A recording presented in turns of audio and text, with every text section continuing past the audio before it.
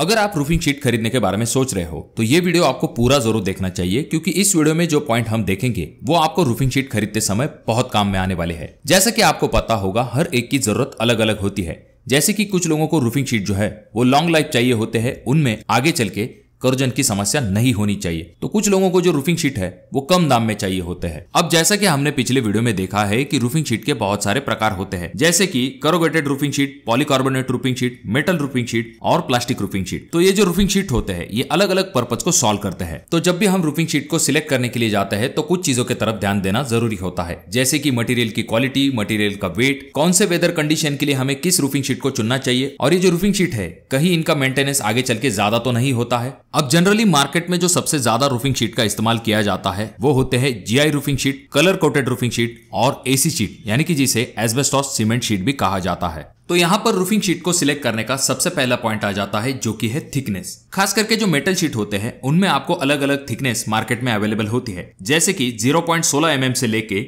1.5 mm तक thickness जो है आपको मेटल शीट में आराम के साथ मिल जाती है। तो अब यहाँ पर जाहिर सी बात है, जितनी रूफिंग शीट की थिकनेस कम होगी उतना ही उसका कॉस्ट कम होगा। तो क्या हमें कम थिकनेस वाले रूफिंग शीट को चुनना चाहिए? तो इसका जवाब है नहीं। देखिए दोस्तों, अगर आप रूफिंग शीट की थिकनेस कम लेते हैं तो इसके बहुत सारे दुष्परिणाम होते हैं। सबसे पहला डिसएडवांटेज कम थिकनेस का ये होता है कि ऐसे रूफिंग शीट जो है वो लॉन्ग लाइफ बिल्कुल भी नहीं होते हैं, ये जल्दी खराब हो सकते हैं। ऐसे कम थिकनेस वाले जो रूफिंग शीट होते हैं वो मौसम की मार को अच्छे से नहीं सह सकते हैं, और तो और ऐसे रूफिंग शीट जो है वो जल्दी बेंड हो जाते हैं। इंस्टॉलेशन करना भी बहुत डिफिकल्ट हो जाता है, कभी कभी इंस्टॉल करते समय ये बेंड हो जाते हैं, और ऐसे रूफिंग शीट के ऊपर कोई लोड आ जाता है तो ये जल्दी फट भी सकते हैं। तो इसीलिए थिकनेस बहुत ही इंपॉर्टेंट होती है। तो इसीलिए जब भी आप मेटल रूफिंग शीट ले तो उसकी थिकनेस कम से कम 0.47 mm से लेके 0.50 mm तक होनी चाहिए। उसके बाद अगला पॉइंट आ जाता है रूफिंग शीट सिलेक्ट करने का, जो कि है इजी टू इंस्टॉल। अब रेगुलर शीट जो होते हैं, जैसे कि जीआई शीट या फिर कलर कोटेड शीट, ऐसे शीट को इंस्टॉल करना बहुत ही आसान होता है। इस वजह से आपका काम जल्दी कंप्लीट हो पाता है और लेबर पे जो एक्सपेंस होने वाला होता है वो भी कम होने में मदद मिलती है। अब यहाँ पर कुछ छोटे पॉइंट्स भी होते हैं, जैसे कि एसी शीट की कीमत कम होती है पर उनका वजन थोड़ा सा ज्यादा होता है, जिस वजह से मेटल शीट की तुलना में बड़े प्रोजेक्ट के लिए जो स्ट्रक्चर होता है उसे थोड़ा सा हेवी बनवाना पड़ता है। यानी कि यहाँ पर रूफिंग शीट का कॉस्ट तो कम हो गया, पर उसे बनाने के लिए जो स्ट्रक्चर इस्तेमाल करना है उसका कॉस्ट थोड़ा सा बढ़ जाता है। तो ऐसी चीजों का अगर आप बारीकी से कैलकुलेशन करोगे तो इससे आपका जरूर फायदा होगा। अगला पॉइंट आ जाता है जो कि है लॉन्ग लाइफ। तो यहाँ पर मेटल रूफ या फिर एल्यूमिनियम रूफ या फिर एसएस रूफ जो है, इनकी लाइफ जो है वो अच्छी खासी होती है, यानी कि लंबे समय तक यहाँ पर आपको कोई भी दिक्कत नहीं होती है। और जहां तक बात आती है नेक्स्ट पॉइंट की, जो कि है एस्थेटिक, तो एस्थेटिक में हम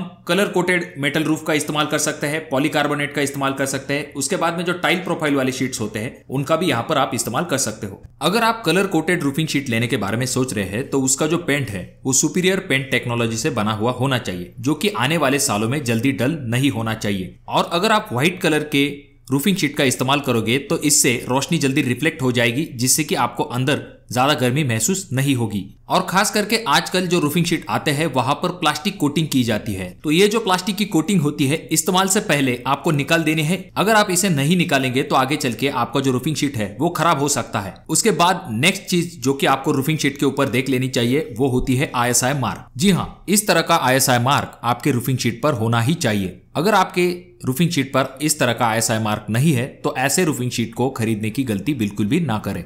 अगला पॉइंट आ जाता है हीट और थर्मल इंसुलेशन। तो यहाँ पर आप जो है गर्मी से बचने के लिए इंसुलेटेड रूफ का इस्तेमाल कर सकते हो।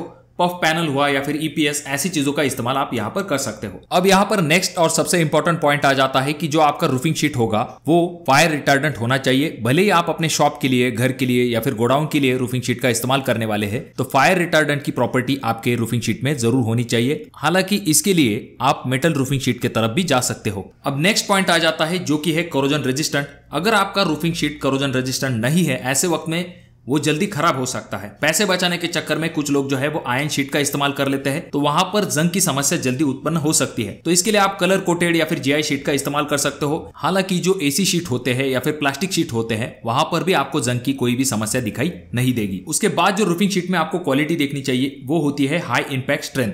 तो इस क्वालिटी के लिए अगेन आप मेटल रूफिंग शीट की तरफ जा सकते हो।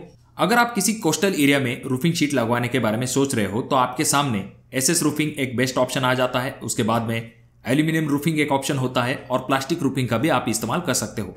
और अगर आपकी रिक्वायरमेंट है कि आपको सनलाइट चाहिए तो यहाँ पर आप जो है FRP या फिर पॉलीकार्बोनेट शीट का इस्तेमाल कर सकते हो, जिससे कि सनलाइट जो है वो डायरेक्टली आपके रूम या फिर गोडाउन के अंदर आ सकती है। इस्तेमाल अनुसार मार्केट में बहुत सारे प्रकार के रूफिंग शीट अवेलेबल होते हैं, जैसे कि AC roofing sheet, colour coated, GI, plastic में भी UPVC, PVC, पॉलीकार्बोनेट। इन सभी टाइप के जो रूफिंग शीट है उनके क्या एडवांटेज है, क्या डिसएडवांटेज है, इनके बारे में हमने एक सेपरेट वीडियो बना के रखी है। आई बटन में मैं उस वीडियो का लिंक दे दूंगा, आप उस वीडियो को भी जाकर देख सकते हो, जिससे कि आपको रूफिंग शीट लेने में और भी आसानी होगी। अब यहाँ पर ये जो रूफिंग शीट है इनकी स्क्रैप वैल्यू को भी अगर आप कंसीडर करना चाहोगे तो यहाँ पर मेटल रूफिंग शीट जो होते हैं या फिर SS रूफिंग शीट होते हैं या फिर जो एल्यूमिनियम रूफिंग शीट होते हैं, इनकी स्क्रैप वैल्यू आपको आगे चल के अच्छी मिल सकती है।